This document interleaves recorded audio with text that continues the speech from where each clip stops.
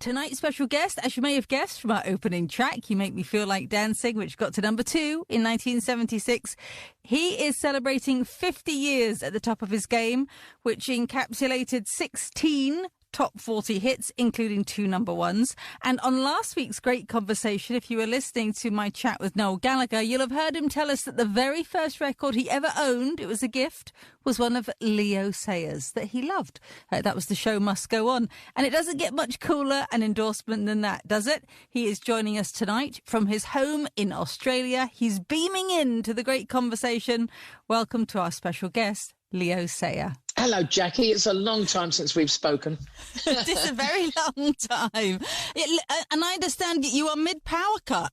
Yeah. It's it's a bit of a problem, but I've luckily got some video lights here that work on battery. Oh, brilliant! So until they run out, we're okay. How long have you lived in Australia for? Since 2005. Oh, right. Okay. Long time. Long time. Yeah. I made a decision in 2003 to move over with Donatella, my lovely partner. And, we moved over in 2005. And it's honestly the best move I ever made, really, because it kind of gave me a kickstart, to redo the career. You know how it is in England. Once us old guys have got to a certain age, they only want new artists. And everybody in England was telling me my career was over. I might as well just rest up. But meanwhile, I'm still writing albums, still doing, new projects, writing my book at the moment, still got lots to do. Yeah. And as soon as I came talking to people in Australia, they said, well, come down here. We'll do it down here. So my career is very much alive, Well, I think that's sort of happening across the board. That's the great news, as there seems to be this resurgence, Leo, of affection and very sort of active pursuit of music from the 70s, 80s. Sort of thing. Yeah, totally. It's definitely back in vogue. It kind of went through phases of being a bit naff or a bit cheesy and a bit sneered at. But there's whole festivals now dedicated to that time period and stuff. Are you finding I play them when I'm in England. We come to Rewind in Perth and things like that. So it's we fantastic. We do all of that, and it's a mix these days. Strangely, of in all the audiences we get, of young people being inquisitive of these legends, and the older audience as well. So if anything, there's a younger element to our audiences now, which is fascinating. Absolutely. Well, listen, let's go back a little bit. We want to kind of try and get some sense of a soundtrack of your life. So let's sort of dive into the point at which you really decided that, oh my God, this is all I want to do for the rest of my life, music. How old would you have been then? I mean, do you remember the first record you bought? Well, the funny thing is I didn't actually think that I'd go into music. I wanted to be an artist, a painter. So that was my first motivation. And I ended up going to art school after school, but going into graphic design because my parents were my dad was a very mathematical person. He didn't want me to be a bohemian, which is what I was destined to become, but he fought back that, and he said no, he's going to go into graphic design. So that's where I went into commercial art. But there was always this rebel trying to get out in me. So the music at home was classical. And when did you first sort of hear rock and roll then, and think, "Oh, what's that?" My older cousin, David Day, in Leicester. When we went up to see him, he had a record player in his bedroom. And so we went in to listen to it, one of those old Dan sets kind of things. Yes.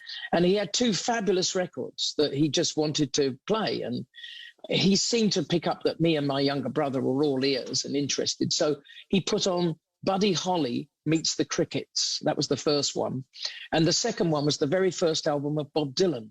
And I managed to borrow the Buddy Holly and played it to death, scratched it to pepieces. He was very annoyed with me because, it was a big thing to buy records in those days. And when I delivered it back, it was destroyed. But I knew every word of Rave On, Peggy Sue, Oh Boy, That Will Be the Day. I knew those songs so well. If you knew Peggy Sue, then you know why.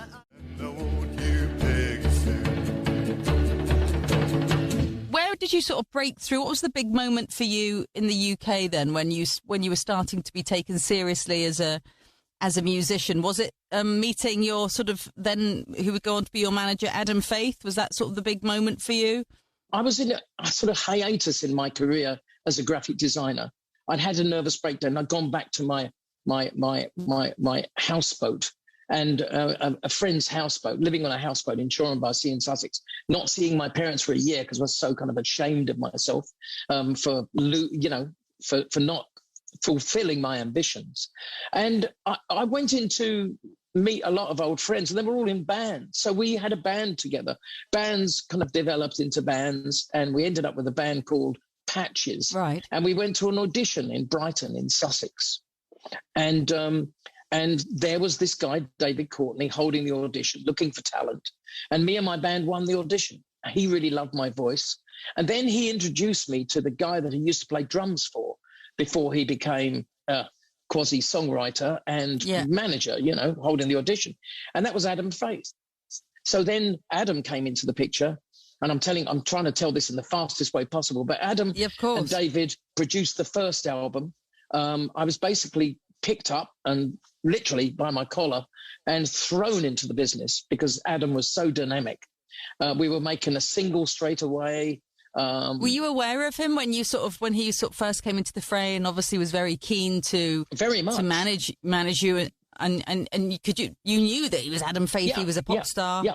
Well, he was also... Man, that must have been mind-blowing. Well, I mean, and also he was right in the middle of doing the series Budgie at the moment, which actually kind of put him on the screens of Britain, because everybody kind of knew him from that. But I knew him, of course, as the skiffle artist, as the pop artist, as the singer from the 50s, and all of those songs. So it was an interesting thing because... One of the great things, if I could be really selfish about it, was I didn't really care who he was, but he had the clout to get me there. You know what I mean? He could open the doors. And I'll tell you a very funny Radio 1 story about this, because as soon as we met, he said, and we had the single, we'd made the single, Living in America by Patches, but he went straight to the BBC with me in tow. I was so embarrassed.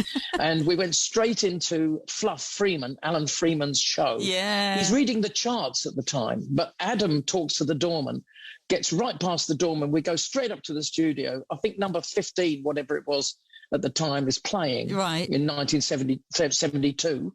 And he says, get that rubbish off and put this on. This guy's going to be the biggest star you'll ever hear. Oh, my goodness. This is all going out live on the... How do you follow that? And that's live, going out to the whole country. And Alan just said, yeah, cool. Great, Adam. Let's put it on. Let's have a listen to this boy. Great. Hold your horses, everybody. We'll be back to the charts in a moment. So that gives you an idea of the clout, that he had. It was just incredible. What do you want if you don't want money? What do you want, baby? That was Adam Faith before he became Leo Sayers' manager as a pop star in his own right with a #1 hit, What Do You Want, from 1959, one of 11 top 10 hits that he had. So certainly he knew the music business, and we'll be back to hear how he put that to good use for Leo's career when we come back. Greatest Hits Radio, it's the evening show with Jackie Brambles, and tonight it's just you, me, and beaming in from his home in Australia, our special guest, the legendary Leo Sayer. He is cozying on in for a great conversation and a meander through his musical memories. Before the break, Leo, you were talking about your manager, Adam Faith, a huge pop star of the 60s in his own right. Then he became your manager in the 70s, and clearly bursting into Fluff Freeman's studio at Radio 1 in the middle of the chart show and demanding that he play your record. It worked in terms of getting the attention of the industry. Did he help in terms of, performing, like having a stage presence and, having a point of view, having an image, whatever it might be? Oh, yeah. I mean, he made me do about 1,000 shows before he'd let me back in the studio. And I went out with my band and various versions of that band. And nearly every night he'd come down and all he'd do is complain and say, I've done something wrong. He was very critical. Right. But that was good because, basically he taught me the stick, He even taught me things like how to hold the microphone, how to look cool on stage. Because for him, he came from a generation, him and Tommy Steele and Cliff Richard and all those guys, Fabian, all of that, their secret was to look really cool. You know what I mean? It wasn't just about the music. It was about the image. So they were all early day Brian Ferries, if you like. And they had this kind of style about them. So that's what he imbued into me. So by the time I'd done my first Top of the Pops and then, done my first BBC Two in concert and made these very kind of scary television appearances, out of the blue. Yeah. I really knew what I was doing. I could handle myself in front of a camera and on stage, as you said, as well. I could really put on a good show because I had a great teacher. And we should say at this point, Leo, as well, that as well as learning, performance and stagecraft, right before you got that big break with The Show Must Go On, you were gaining some serious recognition and respect as a songwriter too, with some pretty big names, right? We just finished writing an album for Roger Daltrey, and Roger Daltrey's first solo album, Daltrey, came out with Giving It All Away and One Man Band and a lot of other songs that Dave and I had written, and Adam and David produced it. I have this wonderful PR guy called Roger Daltrey of The Who who was running around saying, wait till you hear the guy who wrote this song. So he's so talented, you're going to love it. So everything was being set up beautifully. I paid all my dues, so I picked up my shoes. I got up and walked away. Just a boy, giving it all away. Roger Daltrey, Giving It All Away, the debut solo hit from him, away from The Who, and that track co-written by tonight's special guest, Leo Sayer. Let's talk about then, Leo, when you burst onto the scene as an artist in your own right. I think one of the things that sticks out in the memory is because it was so different, and it was very different from that kind of cool guy thing.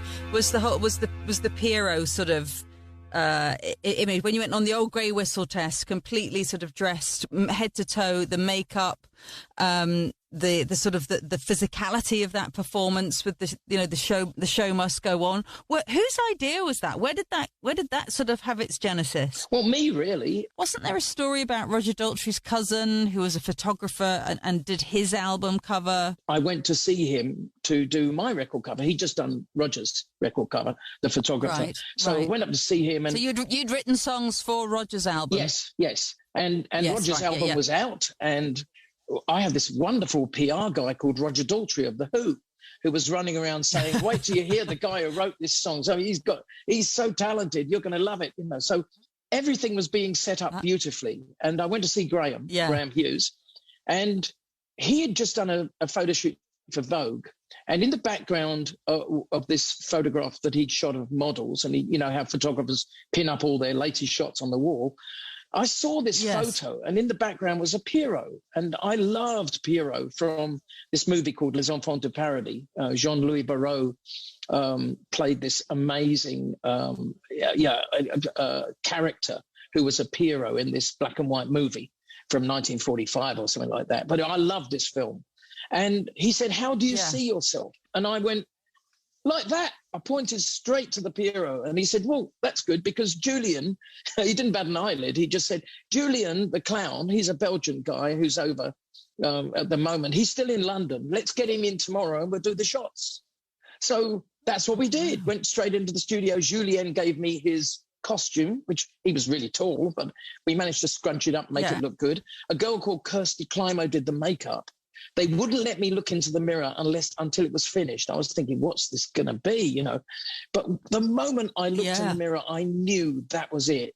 And if I had any fears and any trepidation about, moving into this world of show business, now I had a mask that I could perform behind.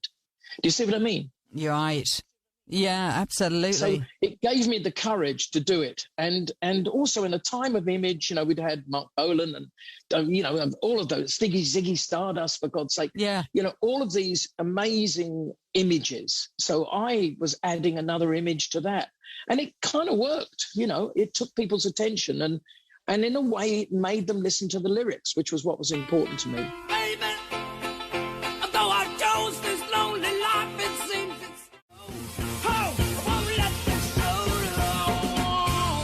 obviously massive hit for you in the UK, and did it? And But The Show Must Go On, yeah. Yeah, absolutely, huge hit for you. Where did it also? What sort of was the crossover for you getting to the States, where I know you spent some time? Well, straight away, I mean, Adam had done a deal with Warner Brothers in America. Right. In fact, Joe Smith from Warner's came to Brighton to see me play. And that was the first record person that met me. He took him to Bardsley's fish and chip shop and ran him down to Brighton on a London bus. It was quite, it was a typical Adam moment. Yes. And he just set all this up. And Joe just said, well, how can I say no? Well, great, let's get this artist, So that was it. I was on Warner Brothers, and then we got, Chrysalis Records did the English side and the European and the rest of the world. Yeah. But that was the American deal. So that deal had to be served. So as soon as Roger Daltrey had been over there and released his album, because the deal with Joe was done before that album, Warner Brothers was saying, come on, when can we have him? So I was straight over there as soon as The Show Must Go On had become a hit in the UK. And I remember sitting on the plane, really annoyed because some band called Three Dog Night had stolen our thunder by releasing their version of The Show Must Go On. I didn't understand how publishing worked and all of that stuff in those days, you see. I just thought they'd stolen my song. So I go over to America, and we can't release my song as a single, but we can make a splash in going into these clubs, playing them, and nobody's seeing me except for in my Pierrot costume. Wow. You see, I used to kind of come out of the hotel all dressed up in the Pierrot. Nobody would recognize me during the day because there weren't many photographs of me around in America. Right. So nobody recognized me, and then I'd walk down the street, and it's probably down the middle of the road most of the time, and people would just line up. As the week went on of these club engagements, people would line up to see me going to the club. Oh, amazing. And then I would walk through the front doors, and the band would already be playing, straight onto the stage, clamber up from the front, do my show, and then literally without a signal, just walk off the stage and walk back to the limo and back to the hotel. So nobody kind of like, who was that masked man? Yeah, there's a real air of mystery. And didn't you do a show at the Troubadour when you looked out at the Troubadour in LA, and there was quite an impressive array of people watching in the front row, wasn't there? Yeah. Yeah, by that time, this was at the end of the tour, and, we played New York and Cleveland and Chicago and everywhere, Philadelphia and everywhere, San Francisco, and we came back down to LA, and we're at the Troubadour on opening night. Oh, my God. It was David Bowie, Elton John, Marty Feldman. Oh, well, everybody was in the front row. Paul McCartney, they were all in the front row, and it was like... I thank God for the makeup, because or else I'd have freaked, thank God. Yeah. I just kept telling myself, they can't see me.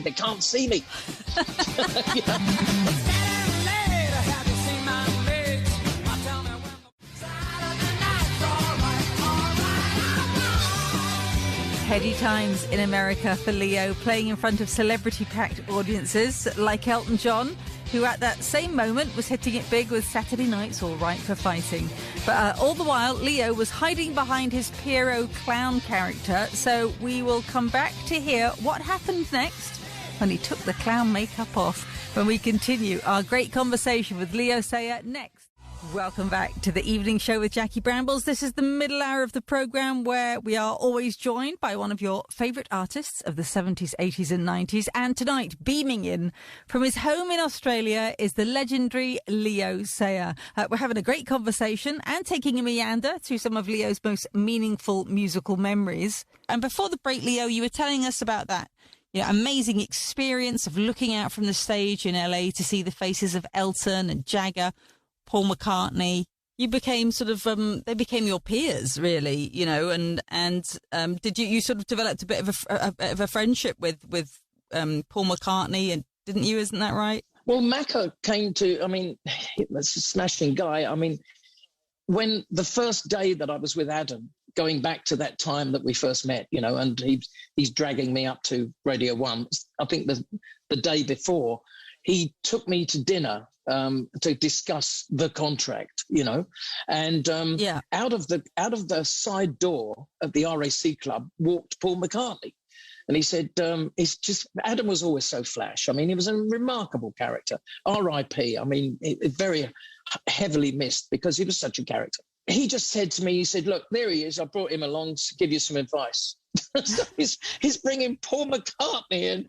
You know, how flash can you get? Oh, my goodness. So I'm asking Paul all these questions, and Paul says, well, I'm not going to tell you that. I'm not going to tell you that.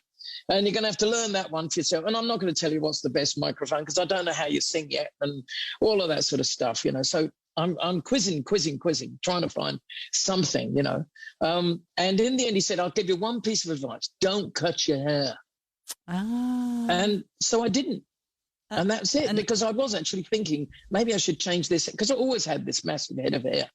And he said, don't cut your hair. And do you know what? Many, many years later, Paul McCartney's with Wings now, with Linda. Yeah. And we're in LA, and I'm in LA, and I'm walking down to Tower Records on the Sunset Strip, where we'd all go for late night record shopping, you know, this magical place. Yeah. And a little Mercedes pulls beside me, and a door opens, and this guy shouts, get in, and it's Macca.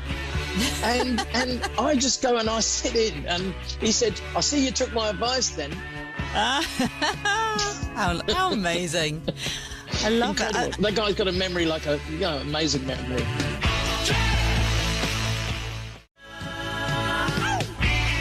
Jet got to number 7 in 1974 for Paul McCartney and Wings, riding high in the charts in the States around the same time as our special guest Leo Sayer, and they were bumping into each other on the Sunset Strip outside Tower Records. Doesn't get much more rock and roll than that, does it? But it wasn't just that you were hanging out socially with these legends that cemented your own place in the music industry in LA, Leo. I mean, you had some incredible musicians when you were in the States making albums. Lindsey Buckingham from Fleetwood Mac. Yeah, and Jeff Beccaro from Toto and all these amazing musicians. Yeah. I mean, very lucky. Ray Parker Jr. was my guitarist, you know, Ghostbusters and all that. I mean, had all these musicians basically because it had an amazing producer that everybody respected, Richard Perry. And with Richard Perry, you know, we made some big records. I mean, You Make Me Feel Like Dancing, When I Need You, and then moving on to Raining in My Heart, Thunder in My Heart, of course, which got remixed and, you know, re-released just a few years ago. But I had this amazing experience of working in America and living in America. And I think that was kind of the culmination of all of my dreams in a way, because I've always been fascinated in making records. I mean, now I'm making records by myself. And I don't actually hire any musicians. Right. I do everything myself, and I can do everything in this studio here.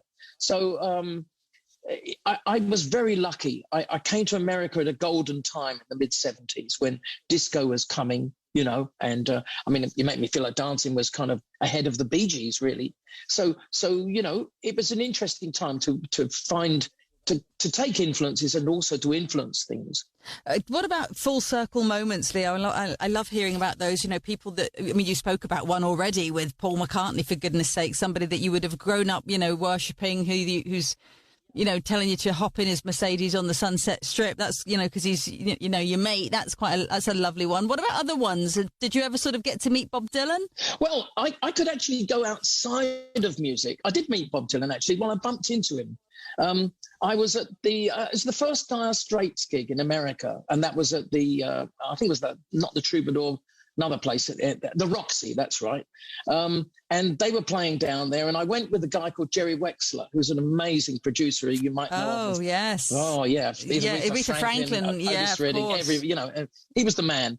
Anyway, and I was, you know, and this is the new friends that you've got, Leo. Ooh. So I went down with him, and he said to me during the evening, I think we were going backstage to see Mark Knopfler and the boys, and we were at the staircase, and he said, he said, Leo, interesting. He said, who are your heroes? Who would you always wanted to meet? Well, I said, well, one would be Aretha. And I said, the other one, the big one, is Bob Dylan. And he said, well, funny enough, you just did, because just a moment before, I bumped into a guy coming down the stairs, and I said, oh, I'm terribly sorry. And he said, no, it's cool, man. And he turned around and walked off. But he was wearing a cap, and I didn't really recognize it. That was, you just bumped into Bob Dylan.